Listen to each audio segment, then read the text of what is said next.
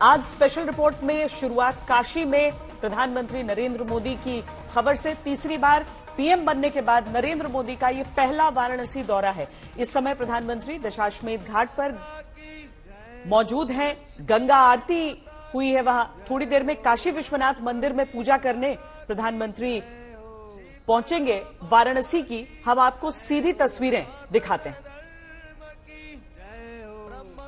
परमहंस बापूजी महाराज की जय हो। श्री सत्य साईं बाबा की जय हो। श्री श्री शोभा माता की जय हो। समस्त देवी देवताओं की जय हो। समस्त संत महात्मा ऋषियों की जय हो। भारत माता की जय हो। नमः पार्वती। चलिए इन तस्वीरों को दिखाते दिखाते सीधे हम आपको काशी लिए चलते हैं, जहां से हिमांशु मिश्रा हमारे साथ जुड़ रहे हैं। हिमांशु, प्रधानमंत्री का ये पहला दौरा, धन्यवाद देने के लिए पहुंचे हैं वहां पर वाराणसी की जनता को, किसानों के साथ। जैसे किसानों से जुड़ा पहला फैसला उन्होंने लिया था प्रधानमंत्री बनते ही, उसी तरीके से यहां पर भी जब आए अपने लोकसभा क्षेत्र में तो उन्होंने सबसे पहले किसानों को ही प्रमुखता दी। अभी पूजा के लिए भी जाएंगे मंदिर हिमांशु, और क्या उनका आज कार्यक्रम रहने वाला है? देखिए, बिल्कुल प्रधानमंत्री नरेंद्र मोदी जैसे ही वाराणसी आए, उन्होंने किसानों के लिए बड़ी सौगात जो है प्रधानमंत्री किसान सम्मान निधि को जारी किया 17वीं किश्त को, जिसमें 20,000 करोड़ रुपए जो हैं 9 करोड़ 30 लाख लोगों के बैंक खातों में गए हैं सीधा। और उसके ये पहला फैसला था प्रधानमंत्री बनने के बाद कि किसान सम्मान निधि के लिए उन्होंने जो फाइल सबसे पहले साइन की थी वो 17वीं किश्त रिलीज करने के लिए की थी, और आज उसका इम्प्लीमेंटेशन जो है श्वेता वो वाराणसी में क्या है। प्रधानमंत्री नरेंद्र मोदी जो है इस वक्त दशमेव घाट पर जो है गंगा आरती में सम्मिलित हुए हैं, और उसके बाद उस आरती के बाद जो है वो काशी विश्वनाथ मंदिर में आएंगे, वहां पूजा अर्चना करेंगे। दर्शन करने के बाद जो है प्रधानमंत्री नरेंद्र मोदी जो है आज रात को जो है रात्रि विश्राम जो है उनका वाराणसी के अंदर ही है, लेकिन वाराणसी में यहाँ कुछ लोगों के साथ जो है वो बैठकें भी होंगी, जो यहाँ के लोकल वर्कर हैं, जो कार्यकर्ता हैं, क्योंकि वाराणसी प्रधानमंत्री नरेंद्र मोदी की लोकसभा क्षेत्र है। और ऐसे में यहाँ के लोगों के साथ जब भी वो आते हैं तो बैठते हैं, उनकी बातों को सुनते हैं, उनके सुझाव को सुनते हैं, उनके जो भी गिले शिकवे हैं उनको भी सुनने का काम प्रधानमंत्री नरेंद्र मोदी करते ही हैं। लेकिन बड़ी चीज एक और चीज है, जब भी प्रधानमंत्री नरेंद्र मोदी यहाँ रुकते हैं तो रात को यहाँ पर निकलते हैं, क्योंकि कहते हैं कि काशी कभी सोती नहीं है। काशी जो है वो भगवान शिव के त्रिशूल पे बसी हुई है, और इसीलिए काशी जो है अपने आप में एक ऐसी काशी है जिसको हर कोई देखना चाहता है, काशी में रहना चाहता है। प्रधानमंत्री नरेंद्र मोदी देर रात जो है वो यहाँ निकलते हैं, लोगों से बातचीत करते हैं, यहाँ जो डेवलपमेंट प्रोजेक्ट चल रहे हैं उनका जानकारी लेते हैं, जो पूरे हो गए हैं उनके बारे में जानकारी, और साथ ही साथ कई बार जो है वो रेलवे स्टेशन तक गए हैं, वहाँ के सुख सुविधाओं को देखने के लिए कि यात्रियों को ज्यादा परेशानी तो नहीं हो रही है, रेलवे का जो मॉडर्नाइजेशन हुआ है वो कैसे हुआ है स्टेशन का, ये तमाम चीजों पे प्रधानमंत्री नरेंद्र मोदी नजर भी रखते हैं और अपने क्षेत्र में घूमते भी हैं। हमने देखा था पिछली बार 2022 के विधानसभा चुनाव से पहले प्रधानमंत्री नरेंद्र मोदी यहाँ सड़कों पे घूम रहे थे, और लोग यहाँ पर उनकी जो है इंतजार कर रहे थे। उनको मालूम था कि प्रधानमंत्री नरेंद्र मोदी रात को आएंगे, और गलियों में वो पैदल भी घूमते नजर आए थे। तो हो सकता है इस बार भी कुछ इसी तरीके का नजारा जो है देर रात काशी में देखने को मिले, कि प्रधानमंत्री नरेंद्र मोदी जो हैं वो काशी की गलियों में जो हैं वो घूमते हुए अपने जो भी उनके विकास के कार्य हैं उनकी समीक्षा करते हुए, और नए क्या चीजें की जा सकती हैं इसको लेकर जो है दिशा निर्देश जो है अधिकारी को दे सकते हैं। हिमांशु, प्रधानमंत्री ने चुनाव से पहले भी, जब यानी वोटिंग हुई उससे पहले भी खुद को बनारसिया ही कहा। आज भी उन्होंने कहा कि मां गंगा ने गोद ही ले लिया है और वो बनारस के हो चुके हैं। लेकिन इस सब के बीच क्या ये चीजें बीजेपी नेताओं को परेशान कर रही हैं कि पीएम की विक्ट्री का जो मार्जिन है, जो जीत का फासला रहा, वो कम हुआ पिछले सालों की तुलना में, और ये भी कि कांग्रेस की तरफ से बड़ी खुली चुनौतियां दी जाती हैं, चाहे वो राहुल गांधी हो या फिर अजय राय हो, जो लगातार तीसरी बार चुनाव लड़े और हारे पीएम के खिलाफ। देखिए, बिल्कुल ये बात सही है कि प्रधानमंत्री नरेंद्र मोदी जो है वो वाराणसी से तीसरी बार सांसद तो चुने गए हैं, लेकिन 2014 और 19 की तुलना में जो है इस बार उनका मत प्रतिशत कम रहा। जीत का अंतर जो है वो 4.5 लाख से घटकर जो है 1,57,000 आ गया। श्वेता, और ये चिंता का विषय जो है न सिर्फ उत्तर प्रदेश बीजेपी के लिए है, प्रधानमंत्री के लिए भी चिंता का विषय है कि जब उन्होंने काशी के लिए इतना काम किया हो, इतने विकास कार्य किए हों, तो कहीं ना कहीं ऐसा क्या है कि जनता ने इस बार उनको खुले मन से उतना वोट नहीं दिया जितना उनको मिलना चाहिए था। जो अपेक्षा थी, जो भारतीय जनता पार्टी वाराणसी में एक टारगेट लेके चली थी कि 10 लाख के पार इस बार जो है प्रधानमंत्री नरेंद्र मोदी का जीत का मार्जिन होगा, और जब वो भी तब जब प्रधानमंत्री नरेंद्र मोदी 2014 में, आप भी यहाँ थी, 19 पे भी वो ये कहते थे कि मैं नहीं आया हूँ, माँ गंगा ने मुझे बुलाया है। और इस बार उन्होंने 2024 के लोकसभा चुनाव में एक लाइन और जोड़ दी थी जिसका जिक्र आपने अभी किया कि वो ये कहते हैं कि माँ गंगा ने मुझे गोद ले लिया है और इसके लिए कुछ कर गुजरना है। और ऐसी भावना के साथ अगर प्रधानमंत्री काम कर रहे हैं और उनकी जीत का मार्जिन कम हुआ है तो कहीं ना कहीं इसको लेकर पूरी पार्टी चिंतित है। और प्रधानमंत्री नरेंद्र मोदी भी, मुझे लगता है कि आज जब शायद कार्यकर्ताओं से मिले तो इसका फीडबैक जरूर लेंगे कि कमी कहाँ रह गई। जी, और क्या ये समीक्षा हो रही है ये भी हम समझें। हमारे साथ इस समय कुमार अभिषेक भी वाराणसी से जुड़ रहे हैं। अभिषेक, एक तो ये कि काशी विश्वनाथ मंदिर में पूजन का उनका समय क्या कोई निर्धारित है, दूसरा ये क्या कोई विशेष पूजन आज वो करने वाले हैं, और साथ ही जो समीक्षा की बात हिमांशु भी कर रहे हैं, जो कि योगी आदित्यनाथ ने चुनाव के नतीजे आने के फौरन बाद शुरुआत उसकी की भी, ऐसा लगा जिस तरह की मुलाकातें उन्होंने की। क्या पीएम की ओर से वाराणसी में होने के कारण इस तरह की कुछ मुलाकातें भी हो सकती हैं?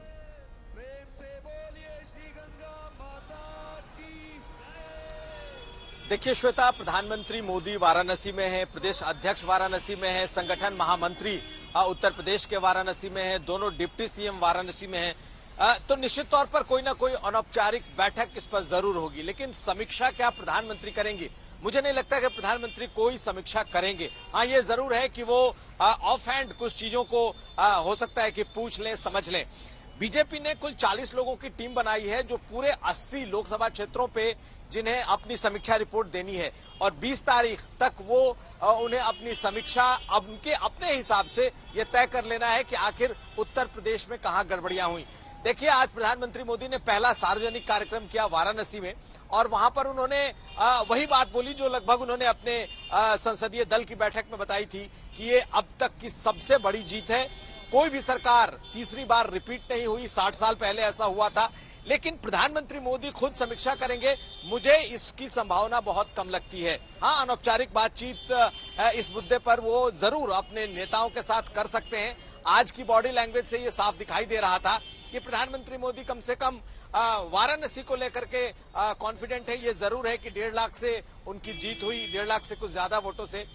जरूर उनका जो टारगेट था बहुत ज्यादा था, लेकिन जिस तरीके से उन्होंने यहाँ के लोगों को आश्वस्त किया, अपने कार्यकर्ताओं को भी एक तरीके से आश्वस्त किया कि ये जो जीत है इसे हल्के में ना लें, ये बड़ी जीत है और इस तरीके का इतिहास में नहीं हुआ है। ये जरूर है कि इसके पीछे श्वेता निश्चित रूप से बड़ा पोस्टमार्टम होगा, वो चल भी रहा है हर स्तर पर, और आने वाले दिनों में इसका असर भी दिखेगा, तो समीक्षा होगी। रही बात जो आपने सवाल किया कि क्या प्रधानमंत्री का कोई विशेष पूजन है, तो विशेष पूजन नहीं है, लेकिन हर बार की तरह वो जब बाबा विश्वनाथ के मंदिर में जाते हैं तो एक पूजा करते हैं, वही वो पूजा आज भी करेंगे। उसका कोई वक्त निर्धारित जो था वो ठीक दशाश्वमेध घाट पर उसके बाद था, तो वहां के बाद वो सीधा वहां पहुंचेंगे और उसके बाद वो BLW जाएंगे, जहां कल रात में नेताओं के साथ उनकी मुलाकात होगी, और फिर सुबह वो यहाँ से बिहार के लिए, नालंदा के लिए निकल जाएंगे। तो कुल प्रोग्राम इतना है, लेकिन आज की उनकी यात्रा से, उनकी बॉडी लैंग्वेज से कहीं से ऐसा नहीं लगा कि ये वही वाराणसी है जहां 10 लाख का दावा था और 1.5 लाख के कुछ ज्यादा वोटों से जीते हैं। उन्होंने अपने लोगों को आश्वस्त करने की पूरी कोशिश की है। जी, बड़ी विजय है और हल्के में नहीं लिया जाए इसे, खासकर इसलिए भी क्योंकि विपक्षियों की तरफ से, विरोधियों की तरफ से बार बार इसी बात को कहा जा रहा है कि ये क्लियर मैंडेट नहीं है। लेकिन प्रधानमंत्री अपने कार्यकर्ताओं को आश्वस्त करते हुए आज नजर आए, जहां पर उन्होंने कहा कि ये छोटी मोटी जीत से मत समझिए, ये बहुत बड़ी जीत है, ये ऐतिहासिक है। आज प्रधानमंत्री नरेंद्र मोदी ने 50,000 किसानों से सीधा संवाद किया। किसानों से संवाद करने से पहले पीएम किसान सम्मान निधि की 17वीं किस्त जारी की। आज प्रधानमंत्री का पूरा फोकस किसानों पर था। उन्होंने वाराणसी से देश के किसानों तक अपना संदेश पहुंचाया। यही कहा कि उनकी सरकार की प्राथमिकता देश के किसानों की सेवा करना है, किसान कल्याण के लिए 24 घंटे काम करना है। प्रधानमंत्री मोदी ने देश के उन राज्यों के किसानों से मन की बात बताई जहां साल के अंत में विधानसभा चुनाव होने हैं। दरअसल साल के अंत में महाराष्ट्र, झारखंड और हरियाणा में विधानसभा चुनाव। अगर महाराष्ट्र को देखें तो कुल 288 विधानसभा सीटों में से 134 सीटों पर किसानों का सीधा असर है। वहीं झारखंड की 81 सीटों में से 31 सीटों पर किंग मेकर की भूमिका किसान निभाते हैं। तो हरियाणा में कुल 90 सीटें हैं, यहां की 35 सीटों पर किसानों का असर है। भले ही यूपी में अभी चुनाव 3 साल बाद है, लेकिन उत्तर प्रदेश की कुल 403 सीटों में 200 सीटों पर किसान निर्णायक भूमिका में है। मोदी के संदेश में किसानों के लिए क्या रहा, आपको सुनाते हैं। सरकार बनते ही सबसे पहला फैसला किसान और गरीब परिवारों से जुड़ा फैसला लिया गया है। देश भर में गरीब परिवारों के लिए 3 करोड़ नए घर बनाने हो या फिर पीएम किसान सम्मान निधि को आगे बढ़ाना हो, ये फैसले करोड़ों करोड़ों लोगों की मदद करेंगे। आज का ये कार्यक्रम भी विकसित भारत के इसी रास्ते को सशक्त करने वाला है। थोड़ी देर पहले ही देश भर के करोड़ों किसानों के बैंक खाते में पीएम किसान सम्मान निधि के 20,000 करोड़ रुपए पहुंचे हैं। आज 3 करोड़ बहनों को लखपति दीदी बनाने की तरफ भी बहुत बड़ा कदम उठाया गया है।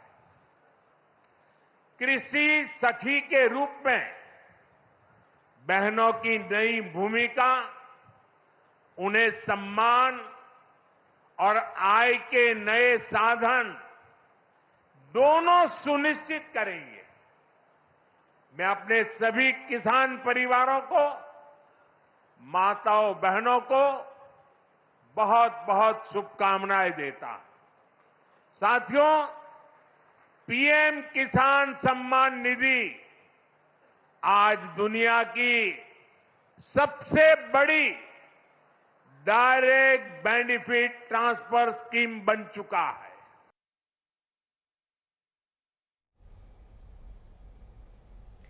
हम सीधे आपको वाराणसी लिए चलते हैं, कुमार अभिषेक के पास।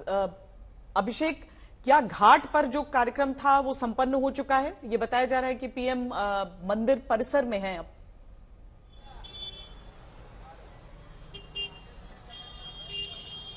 जी बिल्कुल श्वेता, घाट दशाश्वमेध घाट पर प्रधानमंत्री ने पहले मां गंगा की पूजा की। उसके बाद उन्होंने वहां जो मां गंगा की आरती होती है उसमें उन्होंने हिस्सा लिया और उसके बाद वहीं से वो मंदिर प्रांगण की ओर चले गए हैं। तो प्रधानमंत्री मोदी इस वक्त माना जा रहा है कि मंदिर प्रांगण में हैं और कुछ देर में बाबा विश्वनाथ के पूजन के बाद वो बीएलडब्ल्यू के लिए निकलेंगे। दोनों तरफ रास्ते में, उनके जाने वाले रास्ते में जो बीएलडब्ल्यू की तरफ जाता है उसमें लोगों की मौजूदगी है, लोग खड़े हैं, क्योंकि प्रधानमंत्री मोदी वहां से बाई कार अपने काफिले के जरिए वो पहुंचेंगे वहां जहां उन्हें रात्रि विश्राम करना है। तो 2 कार्यक्रम उनके पूरे हो चुके हैं, जो कि किसान सम्मान निधि जो उन्हें देनी थी और लोगों को संबोधित करना था वो उन्होंने कर लिया मेहदीगंज के इलाके में। उसके बाद वो वहां से सीधा दशाश्वमेध घाट पहुंचे थे। वहां उन्होंने पहले मां गंगा की पूजा की और फिर मां गंगा की जो शाम की आरती होती है, क्योंकि उस आरती में उन्हें शिरकत करना था, उन्होंने शिरकत की। और गंगा दशहरा जैसा कि कल था, कहा जा रहा है कि गंगा दशहरा की आरती बड़ी भव्य होती है, उन्होंने आज उसमें शिरकत की है और अब वो पूजन के लिए पहुंचे हैं मंदिर। तो कुछ देर में फिर मंदिर में पूजा करके वो निकल करके फिर बीएलडब्ल्यू जाएंगे जहां वो रात्रि विश्राम करेंगे। और वहीं पर सुबह सुबह जो हमारी जानकारी है उसके मुताबिक कुछ नेताओं से उनकी मुलाकात हो सकती है जो उत्तर प्रदेश के बड़े बीजेपी के नेता हैं, लेकिन उस मुलाकात में क्या होगा इसकी कोई जानकारी नहीं।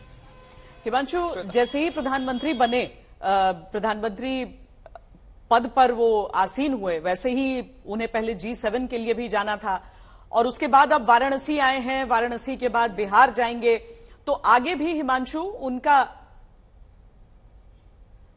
हिमांशु उनकी तरफ से इस तरह से अब आगे के कार्यक्रम, लेकिन सीधे तौर पर वो ये भी समझ रहे हैं कि अब अगले हफ्ते से शुरुआत हो जानी है संसद की, और संसद सत्र की जब शुरुआत होगी। जी हिमांशु।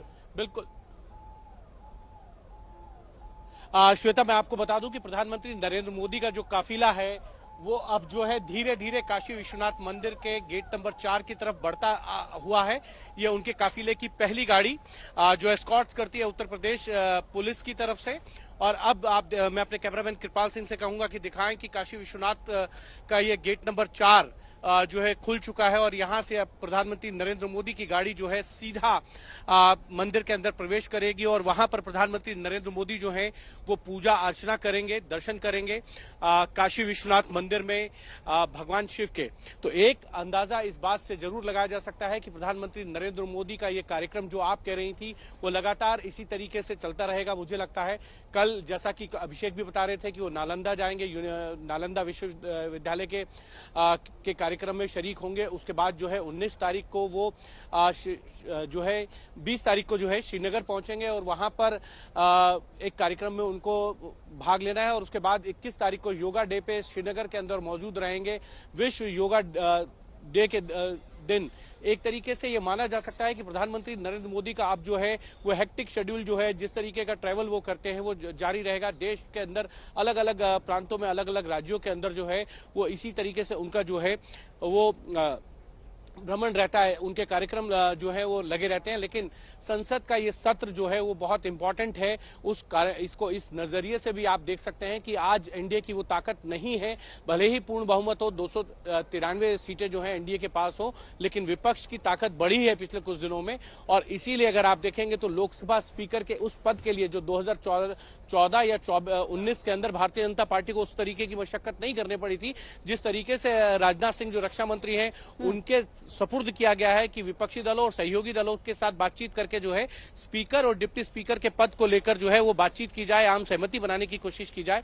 और अब धीरे धीरे प्रधानमंत्री नरेंद्र मोदी के काफिले की और गाड़ियां जो है वो मंदिर के प्रांगण के बाहर आपको नजर आ रही हैं। एक चीज मैं आपको और बता दूं श्वेता, और इसीलिए 26 तारीख को जो है प्रधानमंत्री नरेंद्र मोदी स्पीकर के उम्मीदवार जो होंगे एनडीए के, उनका प्रस्ताव रखेंगे और उसके बाद जो है सेकंड प्रस्ताव जो है वो राजनाथ सिंह जो कि रक्षा मंत्री हैं उनकी तरफ से रखा जाएगा और उसके